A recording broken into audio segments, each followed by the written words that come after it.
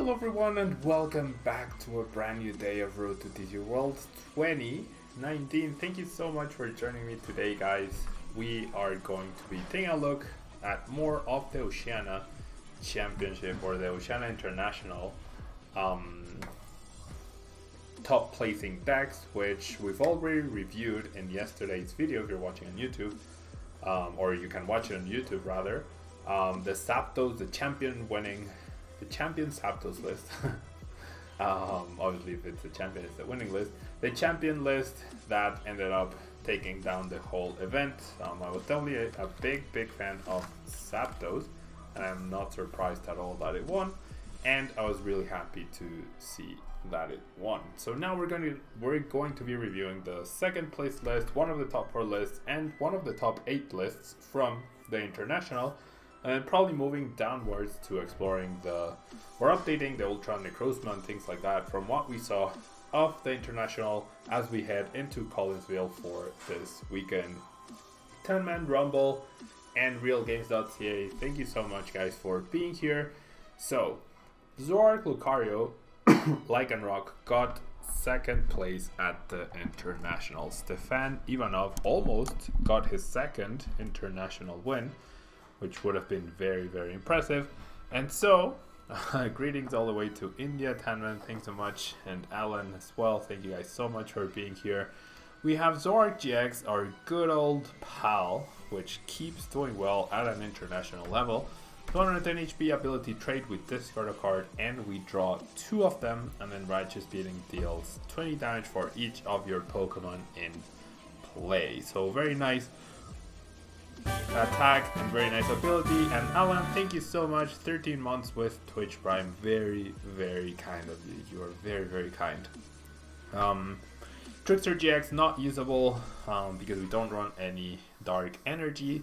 Fighting weakness, kind of a big deal, because if the format revolves or starts shifting towards Lucario GX, then Zoroark will definitely be punished for having a fighting weakness, but we'll see how or if that happens.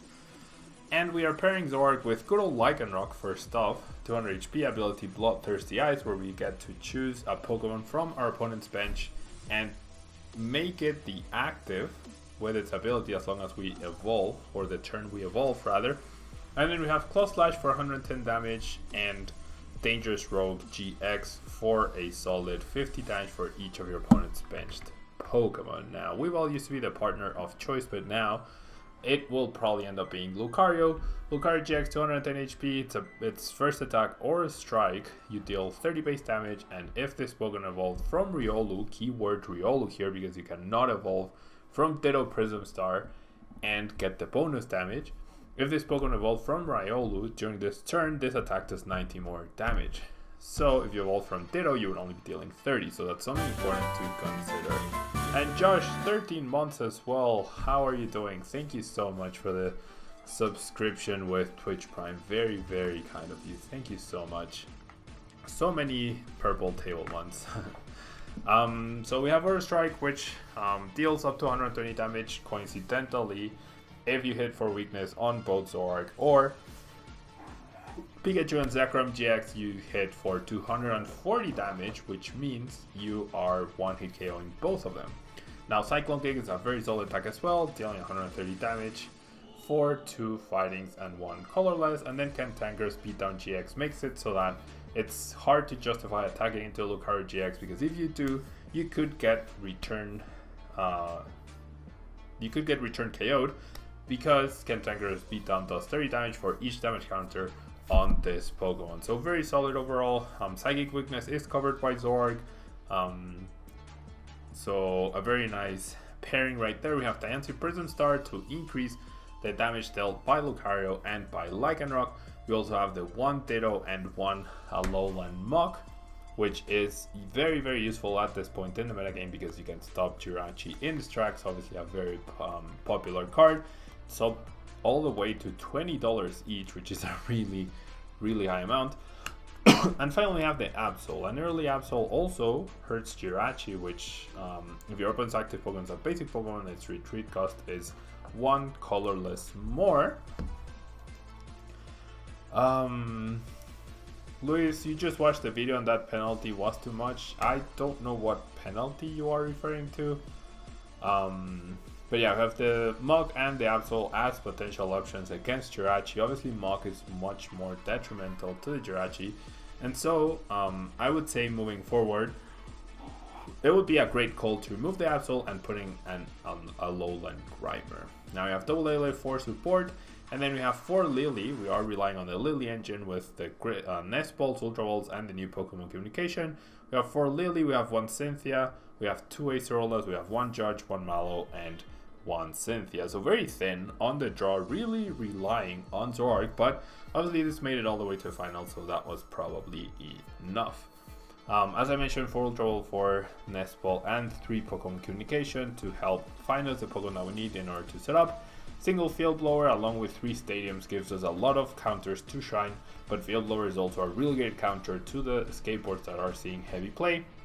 1 Pal-Pad, 1 Rescue Stretcher, and double Choice Band round out the deck. Now for Stadiums, we have Viridian Forest, which makes it easier for us to find energy, which is always nice, although it does help Zapdos, and it does help Pigaram, and it does help Malamar, so I'm not too sold that Viridian Forest is the right call for the deck. And then Wondrous Labyrinth is a really interesting call for this, because obviously it tries to stop your opponent from dealing extra damage and try to slow the game down, but it also means you yourself have to pay an extra colorless energy to use any of your attacks. So really interesting decision, really interesting tech to include.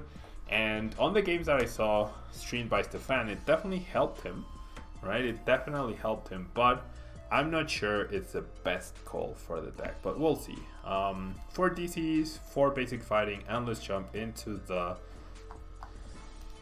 ladder and see how we can do with this deck. So like I said, moving forward, I would definitely switch out the Absol for an Alolan Grimer. And the Alaskan Hero, thank you so much. 11 months total and a 10-month streak. Very, very kind of you. Thank you once again for choosing to use your Twitch Prime subscription on the Tablemon channel. And so, Spoonie, you have not played Pokemon TCG for 1 year now. Feels like you missed a lot. What's the best deck nowadays? Well, Zapdos base decks. Zapdos just won the last international. The new team up set got released. Pikachu and Zekrom is pretty powerful, so those would probably be some of the best decks right now. Zoroark still remains pretty popular. Double poppers weren't enough. Now they're playing triple. Quite if we count Absol. Double poppers. What do you mean, poppers? Bird Boy. 2 price penalty when Stefan did not put an active Pokemon when he drew a card first. I mean, it is pretty harsh, but it also, like, seeing your top deck before you decide who you promote can give you an advantage, right, in certain situations. I haven't seen the finals video yet, but I can see how that could be a big deal, and that's the sort of penalties you get at the highest level of play, right? Any little thing just becomes a big penalty because you're trying to make sure that rules are followed. Yeah. Jedi, you created the lightest and lightest decks and you enjoyed it, but you replaced the Giratina for a Mars Shadow. That's perfectly fine, Jedi. I think Giratina is really useful for the non-GX matchups, but Mars Shadow is also a nice tech for, I mean, I assume you're saying Mars Shadow GX. It's a nice tech for Pikarom and Zoroark decks, so I can see that being good. Would Devoured Field be favorable? I think so, Rumble. I think so. I'd rather just have Devoured Field, although Devoured Field is definitely weaker if you don't have Kukui, because then Devoured Field, it helps you hit some numbers, but without Kukui, it doesn't really get you there. Is it the first list of the day? Yes, it is the Alaskan Hero. This is the first deck of today. Puppies, dog, Pokemon. Oh, okay, so Zoroark, Lycanroc, and Lucario. True. Now I get what you're saying. Okay, so this deck is probably going to be very difficult for us, purely because we don't have too many ways to one-hit KO Alola and Executor. We do have double Acerola and a Palpad, so we're really gonna have to rely on that to pull through for us. Now here's what I'm gonna do. I'm gonna attach energy to Rockruff. Nah, I probably am gonna lose the Rockruff. I'm gonna attach energy to Riolu, I guess, and then we'll Lily for 4. I find another basic Pokemon, which is great. I'm gonna keep the hand as it is right now. Viridian Forest is going to help my opponent as well, so that's once again a bad part of playing Viridian Forest. And I'm gonna keep the Riolu so that I can Pokemon Communication for a Zoroark next turn. He drew Ultra Ball before he promoted to, which could definitely change what he wanted to do. He was going to run his Zorua no matter what, but rules are rules. Exactly. It's like, even if something is very obvious, it's like you can't make exceptions, right? You can't let rules or penalties be situation dependent, because then you have to analyze every single rule. And as thank you so much for the follow. Like, you have to have rules that apply equally no matter the situation, because you can't specifically take a look at every single situation. Rumblebee, thank you so much for the 100 bits. Very, very kind of you. Thank you so much. My opponent does decide to target the Riolu, understandably, because I did commit the energy there. Energy to Rockruff might have been a better call, but we're not one-hit KOing the Alolan Executor. Anyways, it seems like my opponent is not having the best time here, so that is good. Ultra Ball away, Choice Band, and what? Guzma? This is a tough choice for sure. I think I'm gonna Communication first, and then I'm gonna trade the Choice Band, and then I'll see if I want to play the Ultra Ball or not. And see what I want to discard. Riolu's in the discard. Okay, so let's trade the Choice Band, which is not going to be useful. And I get another energy, another Ultra Ball. I kind of don't want to get rid of my Stadium either. But I do think I need a much better hand than this one. So definitely the Ultra Ball. And it could just be the fighting, I think. I still have 2 fightings, and I'm... Oops, that's not Lele. And I'm definitely not going to be using too many fighting type attackers here. Definitely not Lycanroc. Right? Definitely not Lycanroc. Okay, so the question becomes, do I want a Lily or do I want to use my Cynthia? I think I'm going to use my Cynthia. Because I get to see a fresh 6. I could end up seeing the same Guzma, Viridian Forest, and Rescue Stretcher, but odds are not very high that that happens, so I do get 2 of the same cards.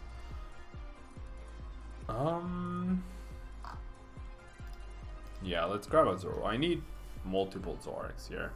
And then I'm gonna get a hit in here. I will deal 100 damage, and then my opponent will deal 120 in return. And what else does he have? We see a Net Ball for another Execute, presumably, right?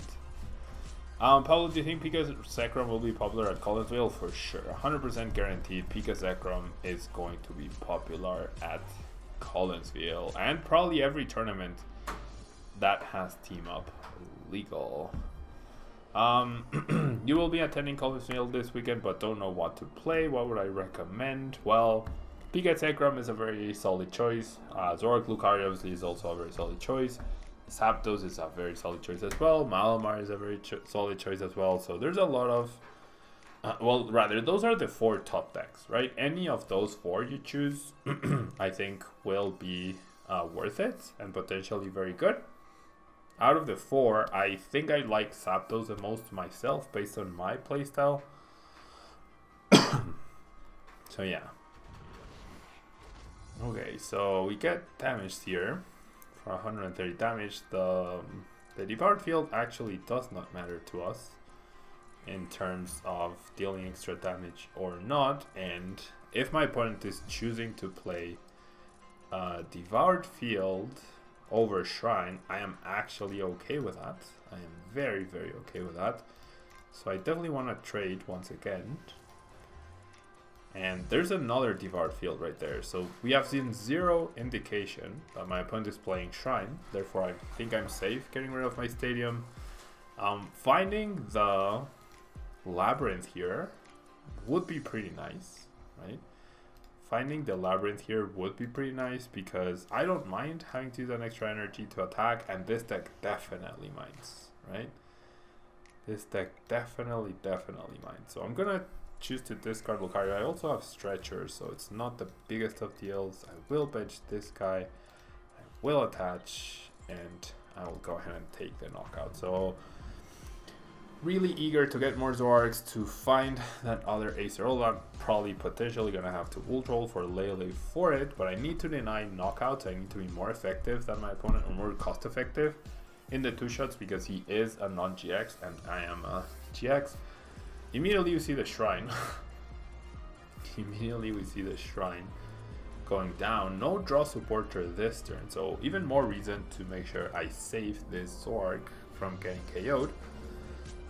I immediately draw the Viridian Forest, which is awesome. I'm gonna go ahead and trade the Diancie. Yeah, I definitely don't think Diancie is gonna be useful. I draw the raw Acerola, which is the dream, right? So I'm definitely gonna trade the Lily here. And hello, Q-Physics, thank you so much for being here.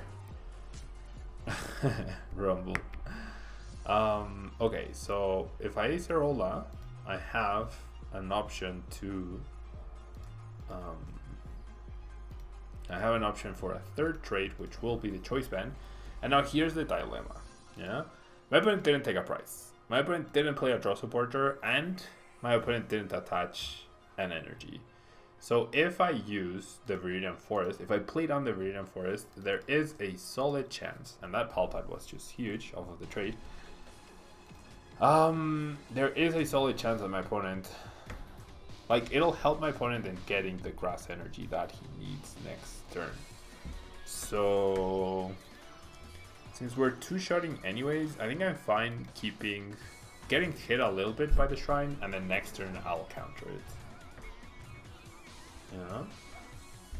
I'm gonna get hit again, and then I'll hopefully be able to heal again, although it's not 100% guaranteed. I should not have benched the Riolu. And see, like, my opponent isn't doing much, so I kind of don't want to bench. I don't want to use the Viridian Forest. And I'm gonna get a KO. And my turn ends at 190, then his turn ends at 120, at 200 rather. So I'll get rid of the Ultra Wall. Yeah, this is a tough one. I'll definitely get rid of the Nest Ball. This one is a tough one for sure. Didn't get the Acerola, right? So I'm definitely retreating here.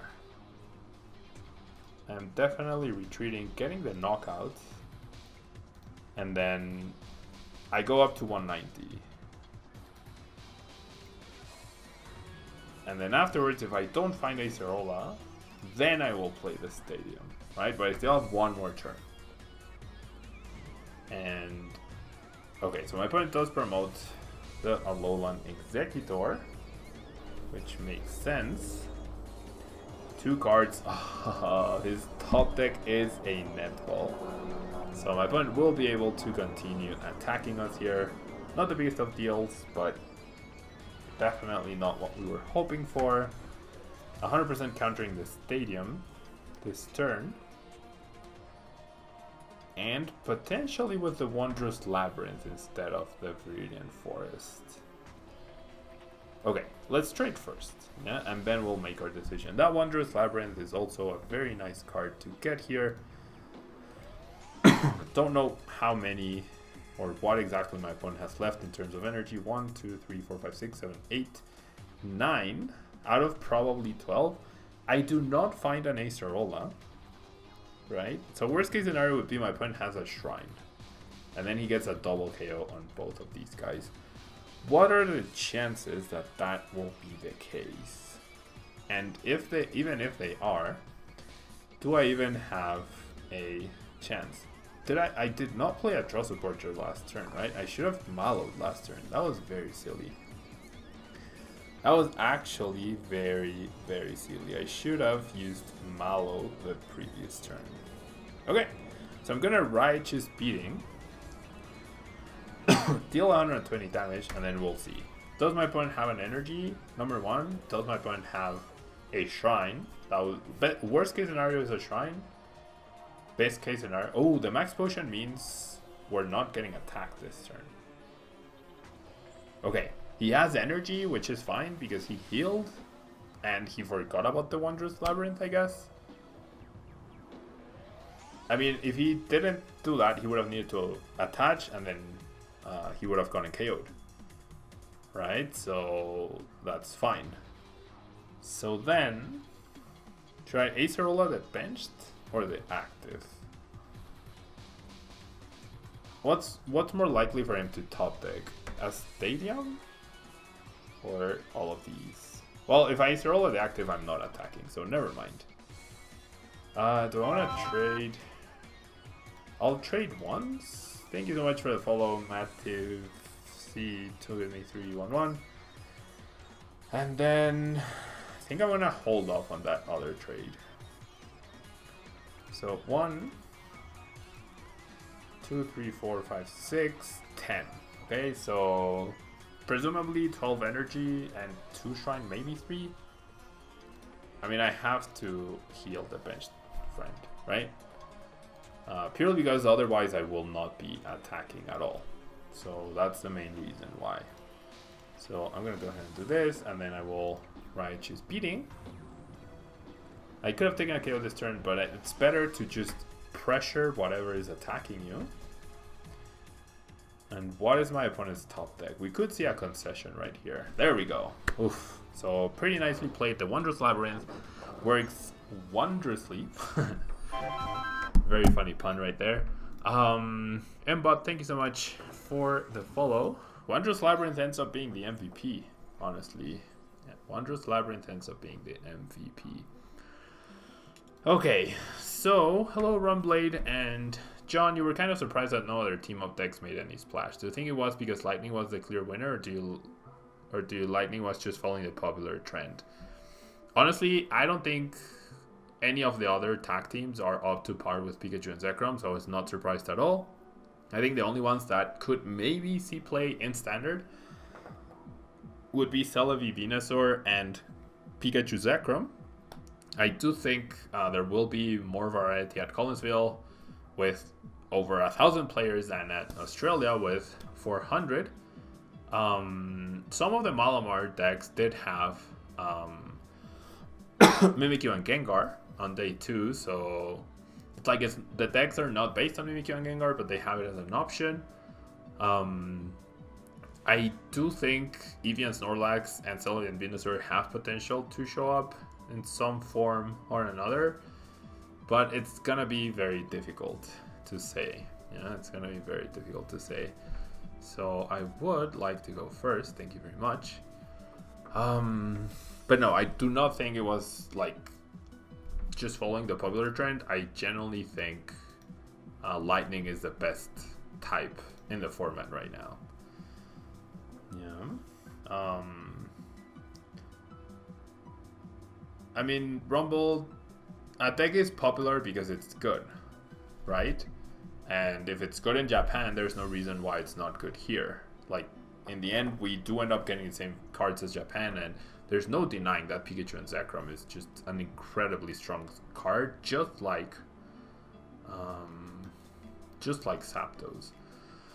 Okay, so very, very underwhelming start for us right here with this type of hand.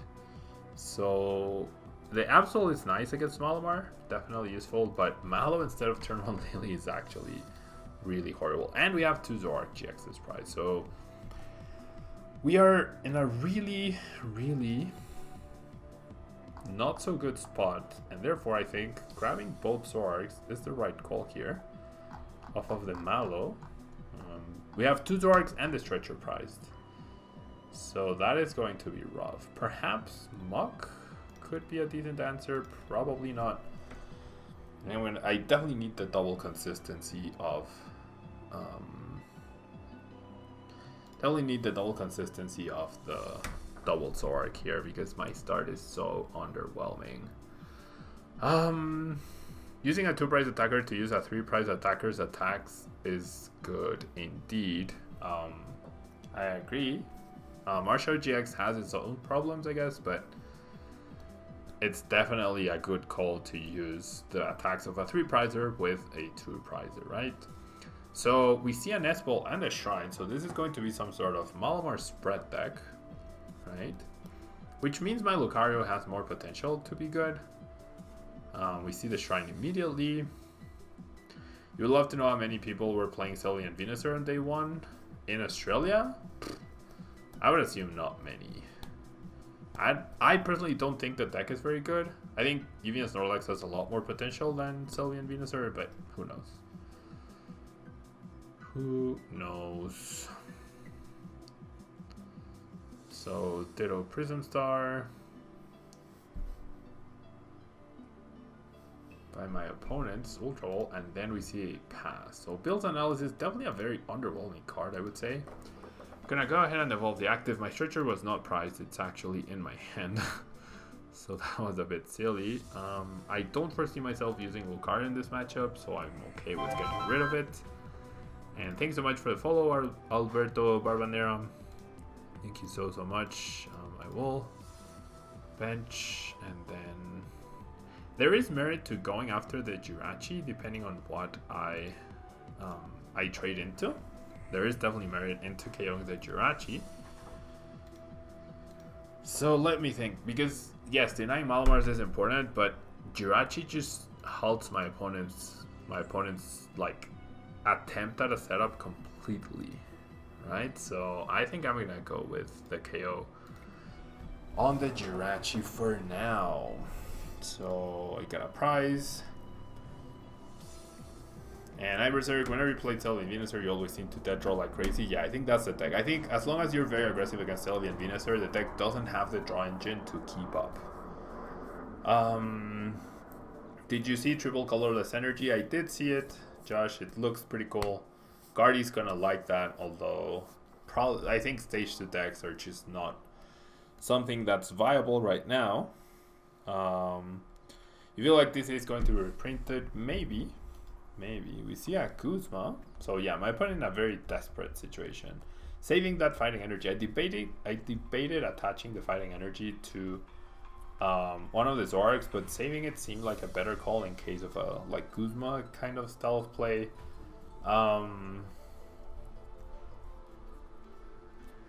So yeah, triple colorless energy, interesting concept. It used to be available way back. I remember playing with boost energy, it was called.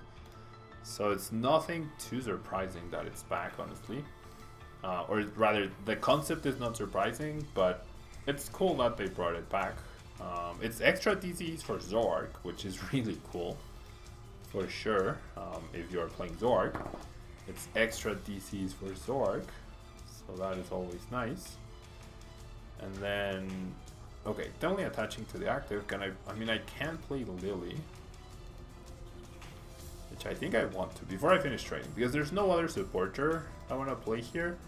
I think I can afford to trade the Judge because my opponent's super slow start. And I would love for this to be a what's its name? A Rockruff rather than a Zorua. I guess I should save. I mean, I have one last fighting energy, so that has to be saved for a potential Lycanroc attack, but we'll see. It seems a shame that Pokemon creators are almost duty-bound to making subpar fan-favorite unplayable tag team cards. I mean, for like every card can't be good, right? So like if they printed 200 good cards, then either everything is good or everything would be bad, but there's no middle ground. They have to print bad cards so that the good cards stand out. Did you see that Alolan Mach and Mach tag team? I saw they released it. I try not to pay too much attention to cards that are not legal for tournaments because they don't help me in any way to prepare for my own tournament. So I saw it was released. I have no idea what it does. I genuinely have no idea what it does. Okay, so I'll trade the Lele, and then I will trade the Ultra Ball because I have communication. And there's a Rockruff, and I also have a Cynthia. So I think I'm gonna play the Cynthia whilst attaching here. I really want a stadium to just get rid of this annoying shrine. Any stadium will work. I don't mind playing Viridian Forest to potentially help my opponent. That stadium is not the good one, but I did get the Field Blower, so that's really good. You know, that is really good because then I get rid of this annoying shrine. I stop the damage from getting piled up onto my own Pokemon, and I will get a knockout onto this Malamar. And Amino, K-Tape, Poke, thank you so much for the follow. What's the play for Collinsville? I mean, Pikachu Zekrom. What is my opponent going to evolve that they don't into? Pikachu Zekrom, Zapdos, Malamar, or Zoroark cards are very good. So any of those, honestly, any of those could be really good. Probably the one that you've practiced with the most and feel the most comfortable. Yeah. You feel like LNL tag team is good? LNL? Oh, Latios and Latios? I mean, Latios and Latios is good, but Ultra Necrozma is better. So that's where using a 3-prizer that is worse than a 2-prizer doesn't make much sense, right? Doesn't make much sense. So yeah, we get another solid win here for Lucario. Very, very nice.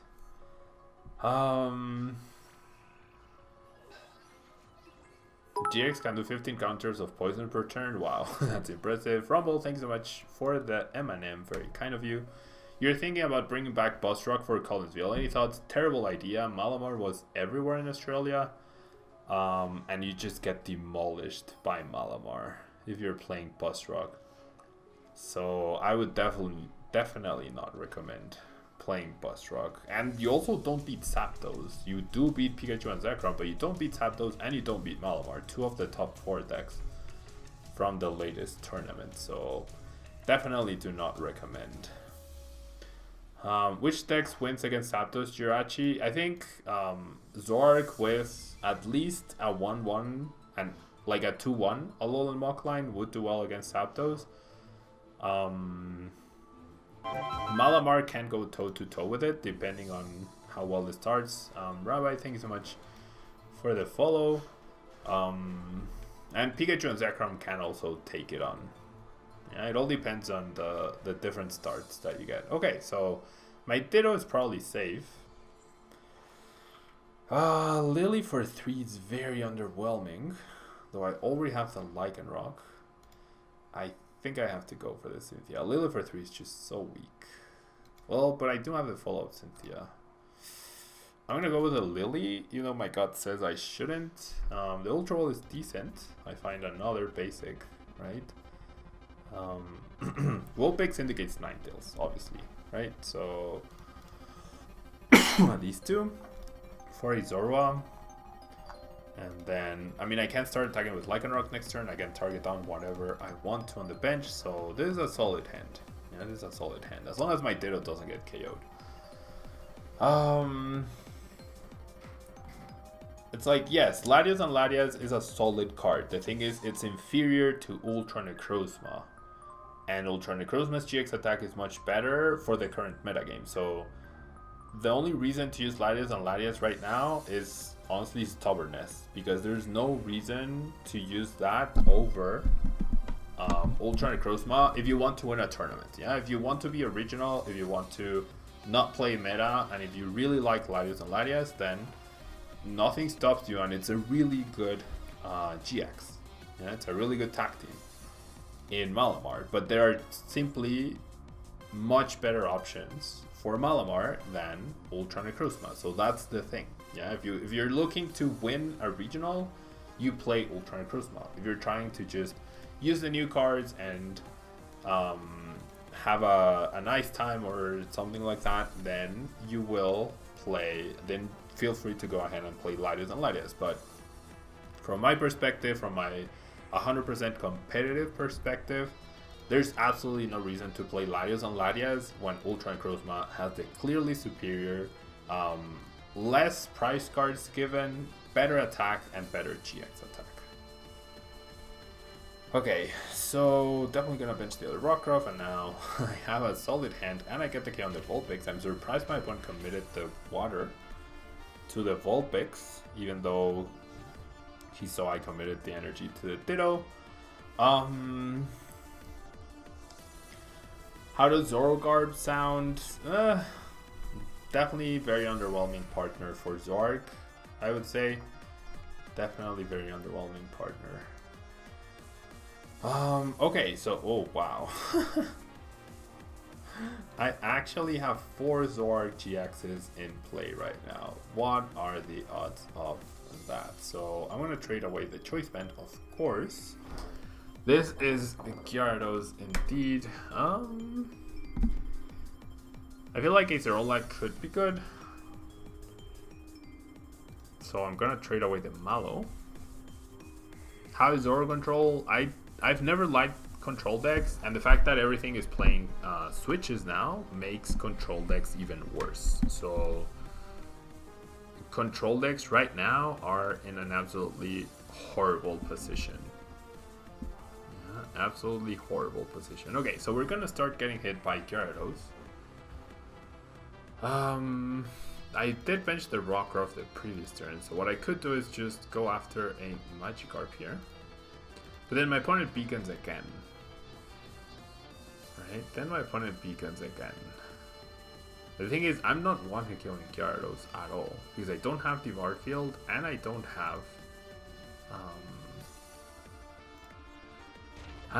have Kukui. So there's no way for me to one-hit KO Magikarp, or Gyarados rather. Pablo, do you think Lucario Lycanroc is coming back? No, not at all. It's way too slow. It doesn't have the engine to really compete. Okay, so 4 energy, that's fine. Right, that is fine. 150 damage. Okay, so Wondrous Labyrinth is actually going to do wonders against my opponent, right? So that's probably what I want to prepare for. To have a turn where I get a KO and I play down Wondrous Labyrinth. I guess my opponent will really not suffer from finding energies to...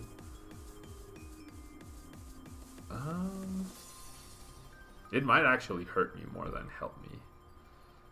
So I'll get rid of this guy. Okay. Should I hit into the Gyarados or should I hit into the Magikarp? I feel like hitting into the Magikarp is better.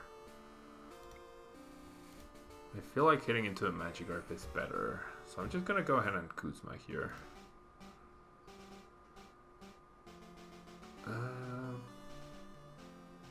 Yeah, I'm gonna go ahead and Kuzma. And here's what I'm gonna do. I'm going to... No, I'm not gonna GX yet. I'm gonna Close Slash. Okay. So I will get a prize card, that's good. Passimian Go-Go. Passimian Go-Go is meh. I've never been a fan of Passimian. There was a lot of Passimian in Australia, and it didn't do well. And yeah, Absol is a thing. What's the best counter against Zapdos? Absol, well, Alolan Mach is the best one. Absol is the second best one.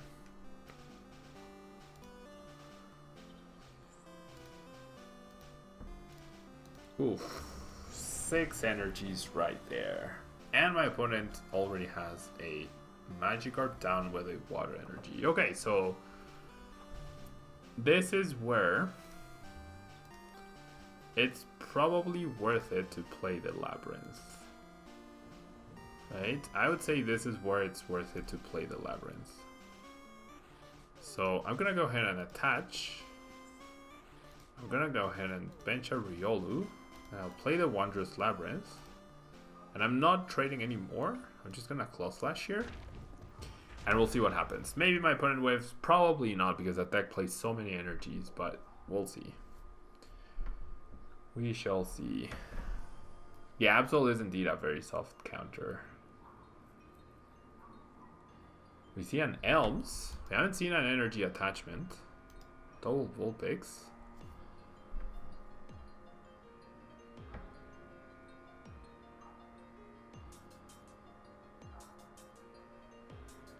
Did my opponent attach? No.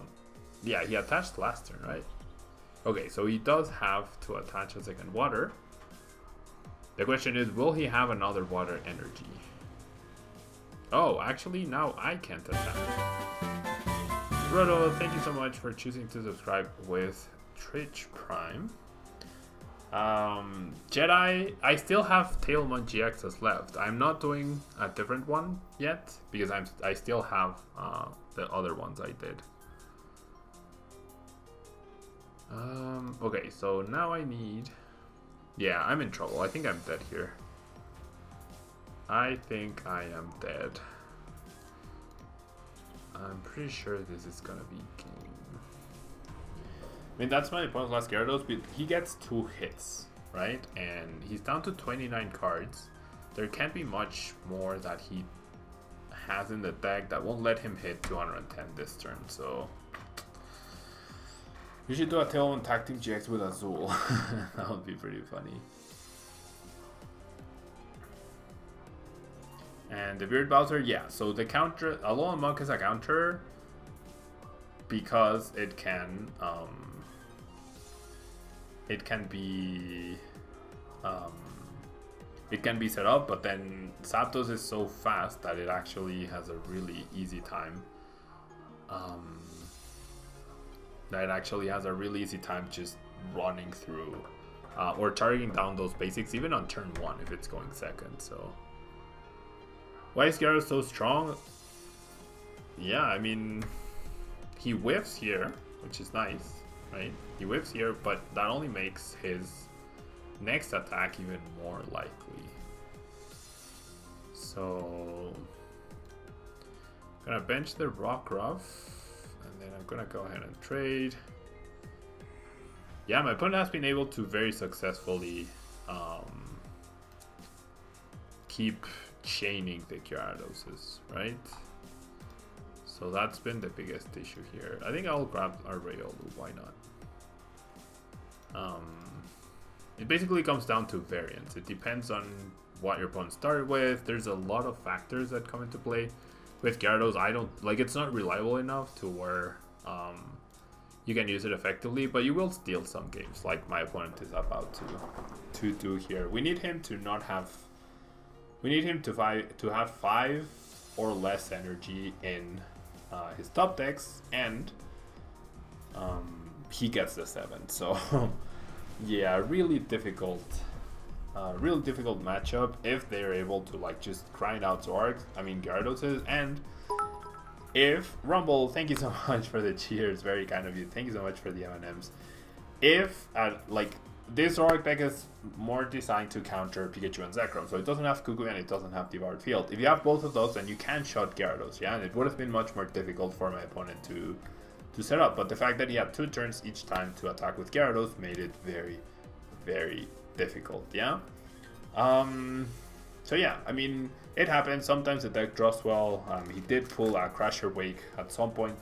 He had a couple of turns with Vulpix to thin as well, so that was a big deal.